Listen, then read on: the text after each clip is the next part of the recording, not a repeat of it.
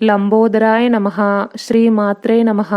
తారాని ఆధ్యాత్మిక ఛానల్కి మీ అందరికీ స్వాగతం. ఈరోజు మనం శరన్నవరాత్రి సందర్భంగా నవదుర్గా మాతల గురించి తెలుసుకుంటున్నాం. సప్తశతి మహామంత్రానికి అంగభూతమైన దేవీ కవచంలో నవదుర్గలు అనే పదం స్పష్టంగా కనిపిస్తోంది. ప్రథమం శైలపుత్రీతి, ద్వితీయం బ్రహ్మచారిణి, తృతీయం చంద్రఘంటేతి, కూష్మాండేతి చతుర్దకం, పంచమం స్కందమాతేతి, షష్టం కాత్యాయనీతి చ, సప్తమం కాలరాత్రీతి, మహాగౌరీతి చాష్టమం, నవమం సిద్ధిదాప్రోక్త నవదుర్గా ప్రకీర్తిత ఇత్యాన్యేతాని నామాని బ్రహ్మనైవ మహాత్మనా. ఈ 9 నామాలను సాక్షాత్తు బ్రహ్మదేవుడే చెప్పినట్లు ఈ శ్లోకంలో ఉంది. ఇప్పుడు మనం నవదుర్గా మాతల గురించి తెలుసుకుందాం. మొదటి దుర్గాదేవి శైలపుత్రి దుర్గా. సతీదేవి యోగాగ్నిలో తనువును త్యజించి తర్వాత పర్వతరాజైన హిమవంతుని ఇంట కూతురుగా అవతరించినందున ఆమెకు శైలము అంటే పర్వతరాజుకు పుట్టింది కాబట్టి దుర్గాదేవిని శైలపుత్రి దుర్గా అని పేరు. వృషభ వాహనాన్ని అధిష్ఠించిన ఈ మాతకు అంటే ఎద్దు వాహనంగా కలిగిన ఈ మాతకు కుడి చేతిలో త్రిశూలము, ఎడమ చేతిలో కమలము విరాజిల్లుతూ ఉంటుంది. తలపై చంద్రవంకను ధరించి ఉంటుంది. పర్వతరాజు పుత్రిక కాబట్టి పార్వతి, హిమవంతుని పుత్రిక కాబట్టి హైమవతి అని పర్వతానికి అనుగుణమైన పేర్లు వచ్చినవి. శైలపుత్రికి అనంతమైన మహిమలు, శక్తులు ఉంటాయి. మనం కోరుకోకపోయినా భక్తితో పూజిస్తే మనకు అవాంఛిత ఫలాలను ప్రసాదిస్తుంది ఈ తల్లి. రెండవ దుర్గా బ్రహ్మచారిణి దుర్గా. బ్రహ్మచారిణి అంటే తపమాచరించే తల్లి, బ్రహ్మమునందు సంచరించేది. కుడి చేతి యందు జపమాల, ఎడమ చేతి యందు కమండలువును ధరించి ఉంటుంది. పరమేశ్వరుణ్ణి పతిగా పొందడాని కోసం తీవ్రమైన తపస్సును చేసి ఉమా అనే పేరుతో ప్రసిద్ధి వహించింది. ఈ దేవి యొక్క స్వరూపము జ్యోతిర్మయము, ఎంతో శుభంకరము, భక్తులకు సిద్ధులకు అనంతమైన ఫలాలను ప్రసాదిస్తుంది. బ్రహ్మచారిణి దేవి కృప వలన ఉపాసకులకు నిశ్చలమైన దీక్ష, సర్వత్ర సిద్ధి, విజయము ప్రాప్తిస్తాయి. మూడవ దుర్గాదేవి చంద్రఘంట దుర్గా.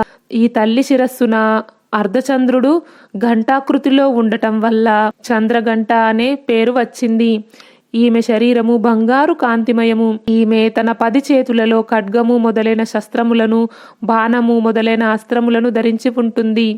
ఈమె సింహవాహనము మీద ఆసన్నురాలై ఉంటుంది. ఈమె సర్వదా సన్నాహయై యుద్ధములో ఉంటుంది.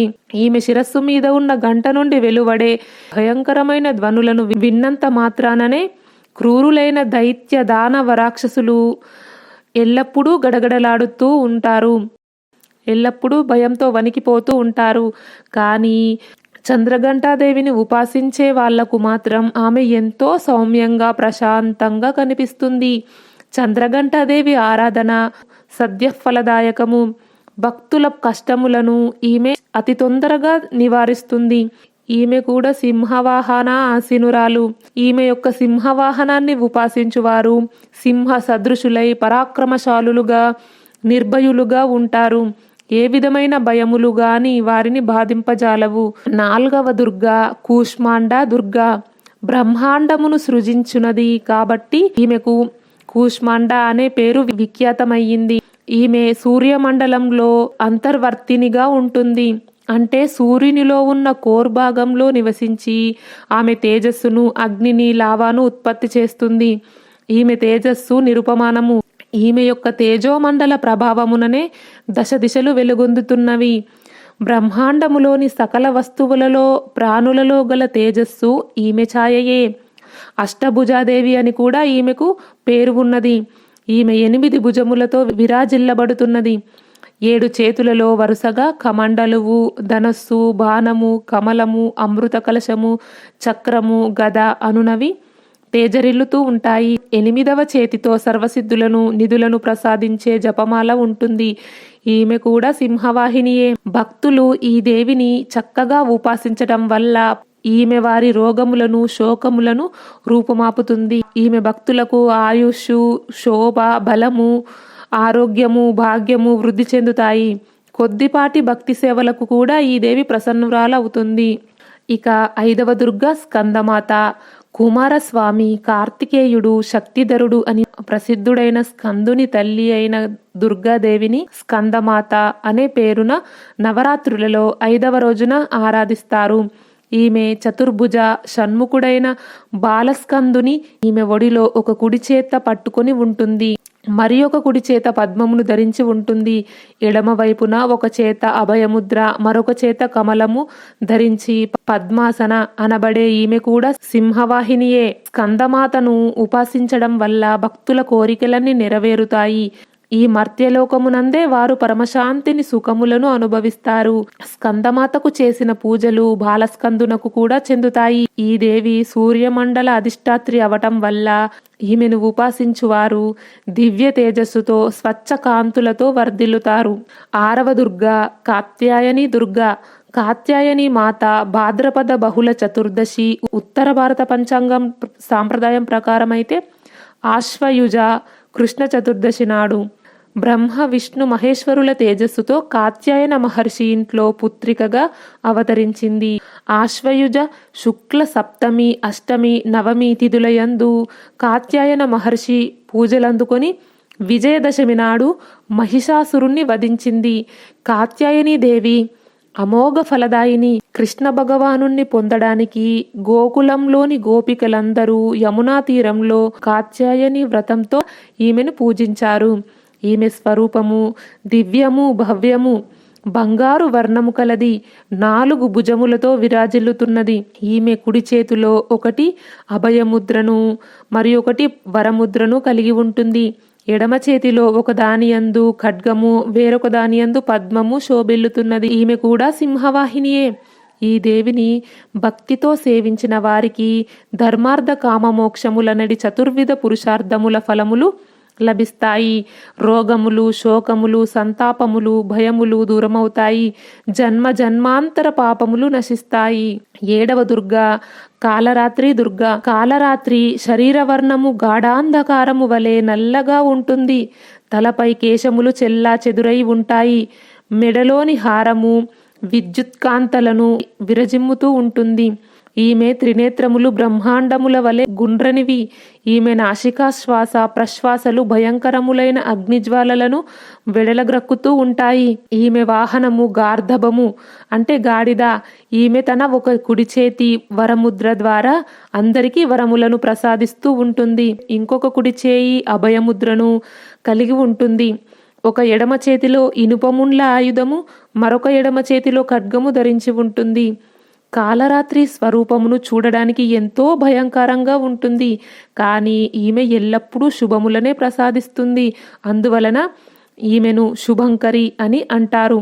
కాబట్టి భక్తులు ఈమెను చూచి ఏమాత్రము భయమును కాని ఆందోళనను కాని పొందనవసరమే లేదు. కాలరాత్రి మాతను స్మరించినంత మాత్రముననే దానవులు, దైత్యులు, రాక్షసులు, భూత ప్రేత పిశాచములు భయముతో పారిపోవడం తథ్యము. కాలరాత్రి దేవి అనుగ్రహం వలన గ్రహబాధలు తొలగిపోతాయి.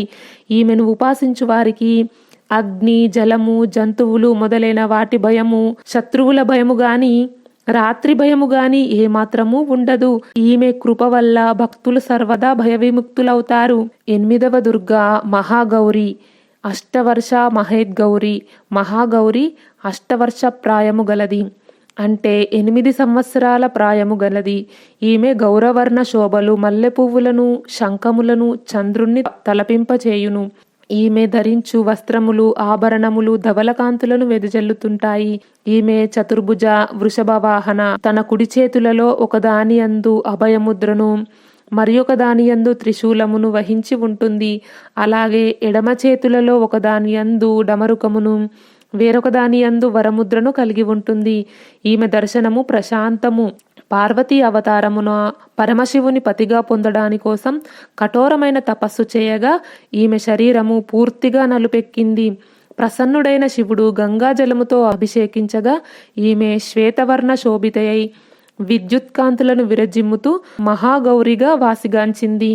ఈమె శక్తి అమోఘము, సద్యఫలదాయకము. ఈమెను ఉపాసించిన భక్తుల కల్మషములన్నీ ప్రక్షాళితమవుతాయి. వారి పూర్వసంచిత పాపములన్నీ పూర్తిగా నశిస్తాయి. భవిష్యత్తులో కూడా పాపతాపములు గాని ధన్య దుఃఖములు గాని వారిని దరిచేరవు. వారు సర్వ విధముల పునీతులై అక్షయముగా పుణ్యఫలములను పొందుతారు. ఈ దేవి యొక్క పాదార విందములను సేవించడం వల్ల కష్టములు మటుమాయమవుతాయి. ఈమె యొక్క ఉపాసన ప్రభావం వల్ల అసంభవములైన కార్యములు కూడా సంభవములే అవుతాయి. ఇక 9వ దుర్గా సిద్ధిదాత్రి దుర్గా. సర్వవిధ సిద్ధులను ప్రసాదించు తల్లి కాబట్టి ఈమెను సిద్ధిదాత్రి అంటారు. పరమేశ్వరుడు సర్వసిద్ధులను దేవి కృప వలననే పొందాడని దేవీ పురాణంలో పేర్కొనబడింది. ఈమె పరమశివునిపై దయతలిచి ఆయన శరీరమున అర్ధభాగమై నిలిచింది. ఈ సిద్ధిదాత్రి దేవి చతుర్భుజ సింహవాహన. ఈమె కమలముపై ఆసీనురాలై ఉంటుంది. ఈమె కుడివైపున ఒక చేతిలో చక్రమును మరొక చేతిలో గదను ధరిస్తుంది. ఎడమవైపున ఒక కరమున శంఖమును మరి ఒక హస్తమున కమలమును దాల్చును. నిష్ఠతో ఈమెను ఆరాధించే వారికి సకల సిద్ధులు వారి చేతిలోకి వస్తాయి. ఈమె కృప వల్ల భక్తుల యొక్క సాధకుల యొక్క లౌకిక పారమార్థిక మనోరథాలన్నీ సఫలమవుతాయి. అంటే కోరికలన్నీ నెరవేరుతాయి. సిద్ధిదాత్రి మాత భక్తులకు కోరికలేవీ మిగిలి ఉండవు. అలాంటి వారికి భగవతీదేవి చరణ సన్నిధియే సర్వస్వమవుతుంది. భగవతీ మాత యొక్క స్మరణ ధ్యాన పూజాధికముల ప్రభావము వలన ఈ సంసారము నిస్సారమని బోధపడుతుంది. తన్మహత్వమున నిజమైన పరమానందకరమైన అమృత పదము ప్రాప్తిస్తుంది. ఈ వీడియో చూసే వాళ్ళందరికీ దేవీ నవరాత్రి శుభాకాంక్షలు. ఈ వీడియో గురించి మీ అభిప్రాయాన్ని కామెంట్ బాక్స్లో తెలియజేయండి. ఈ వీడియో నచ్చితే లైక్ చేయండి, షేర్ చేయండి. తారాని ఆధ్యాత్మిక ఛానల్ని సబ్స్క్రైబ్ చేయండి. బెల్ ఐకాన్ గుర్తుపై క్లిక్ చేయండి. ఇంతవరకు ఈ వీడియో చూసినందుకు మీ అందరికీ ధన్యవాదాలు. లోకా సమస్త సుఖినో భవంతు. కృష్ణార్పణం.